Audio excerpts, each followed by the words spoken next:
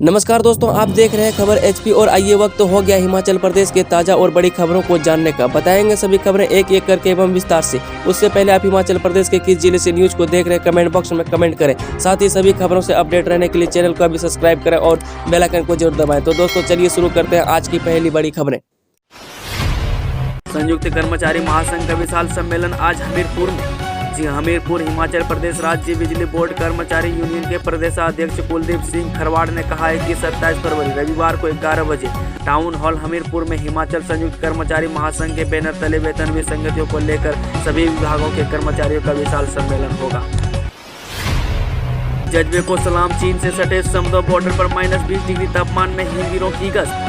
जी हां, जनजातीय जिले लाहौल स्पीति में चीन की सीमा से सटे समदो बॉर्डर पर -20 डिग्री तापमान में आईटीबीपी के हिमवीर गश्त कर रहे हैं। 14,000 फीट की ऊंचाई पर जवान हर मौसम में देश की सुरक्षा में डटे हैं। आईटीबीपी ने जवानों का गश्त करते हुए एक ऐसा ही वीडियो शेयर किया है। खून जमा देने वाली ठंड में भी जवानों के हौसले पूरी तरह से बुलंद हैं।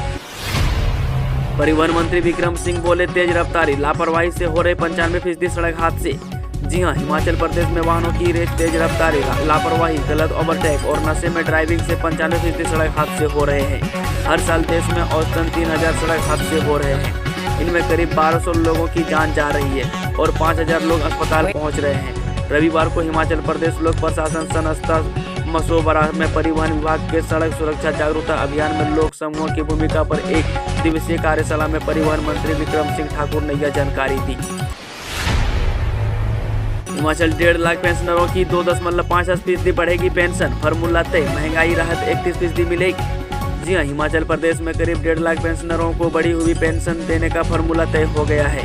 पेंशनरों को पेंशन देने के लिए 2.57 का गुणक लगेगा, यानी उनकी 31 दिसंबर 2015 की पेंशन में 2.57% की बढ़ोतरी होगी। राज्य सरकार ने इसके लिए केंद्र सरकार की तर्ज पर यह फार्मूला लगाया है। वित्त विभाग ने शुक्रवार को इस संबंध में कार्यालय आदेश जारी किए हैं। इसके अनुसार वर्ष 2016 के पेंशनरों की नई पेंशन को अब 31 दिसंबर 2015 की बेसिक पेंशन या पारिवारिक पेंशन की तर्ज पर तय किया जाएगा।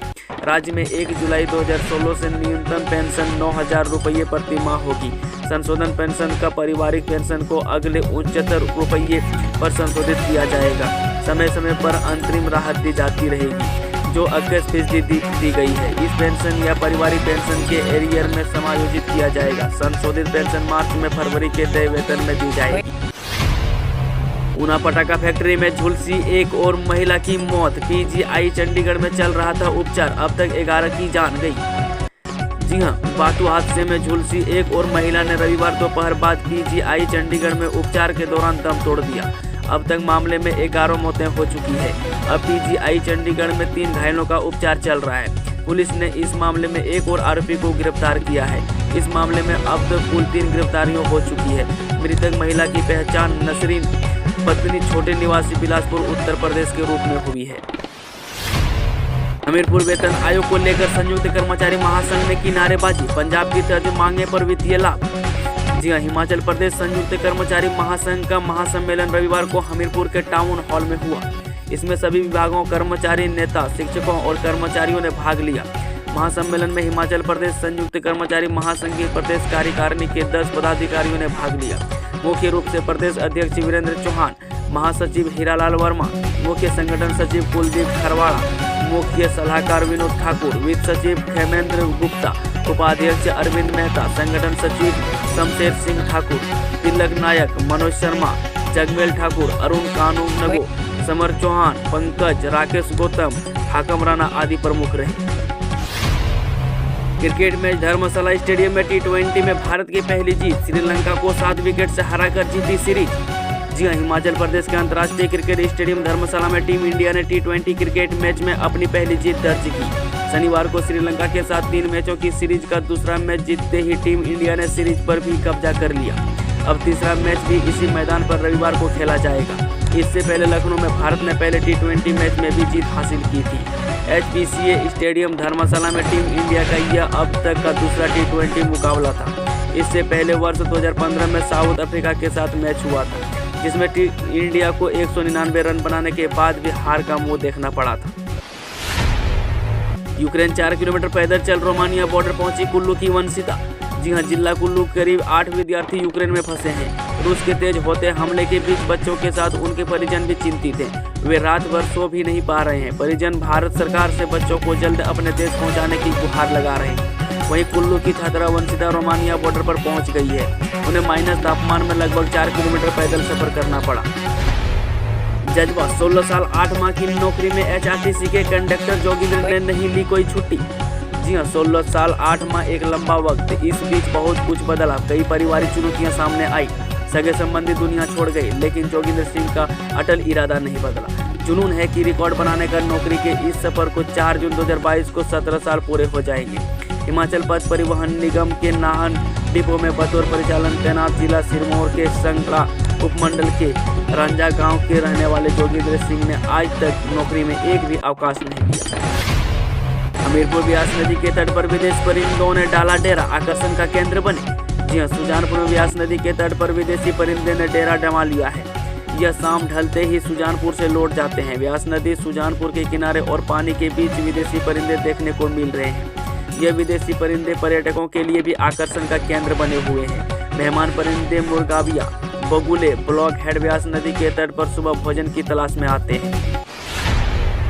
धर्मशाला मैदान को 3 दिन ढकने की तरकीब कर रही काम, पिच क्यूरेटर ने दिखाई समझदारी। जी हां, धर्मशाला में भारत श्रीलंका T20 मैच के दौरान जहां इंद्रनाग देवता के प्रति श्रद्धा का फल देखने को मिला है, वहीं मैच करवाने में HPCA और पिच क्यूरेटर की साझेदारी भी कारगर सिद्ध हुई। खराब मौसम को देखकर HPCA ने पहले ही तिरपाल के माध्यम से पूरे मैदान को कवर कर दिया था। इससे तिरपालों पर खड़े पानी को सुपर सफरों के माध्यम से सूखने में ग्राउंडर स्टाफ को दिक्कतों का सामना नहीं करना पड़ा। भारत श्रीलंका T20 ईशान किशन और दिनेश चंदीमल को अस्पताल से छुट्टी। जहां धर्मशाला में मैच के दौरान सिर पर चोट लगने के बाद अस्पताल में भर्ती ईशान किशन को छुट्टी दे दी गई। किसान के अलावा श्रीलंका के खिलाड़ी दिनेश चांदीमल भी अंगूठे में चोट के कारण अस्पताल पहुंचे थे। इन्हें भी रात को छुट्टी मिल गई। दोनों को कांगड़ा स्थित फोर्टिज अस्पताल में उपचार के लिए पहुंचाया गया। खिलाड़ियों का BCCI की मेडिकल टीम और अस्पताल के चिकित्सकों ने इलाज किया। पोलियो से जंग, हिमाचल में 5700 बूथों पर 5,21,780 बच्चों ने गटकी 2 बूंद जिंदगी की। जी हाँ, हिमाचल में 5 लाख तक के बच्चों को रविवार को जिंदगी की 2 बूंद पिलाई गई। लाहौल स्पीति और किन्नौर को छोड़कर 10 जिलों में कुल 5,21,780 बच्चों ने जिंदगी की 2 बूंद गटकी। पोलियो बूथ में सुबह से ही बच्चों व उनके अभिभावकों की भीड़ देखने को मिली। पोलियो खुराक पिलाने के लिए लोगों में काफी उत्साह देखने को मिला।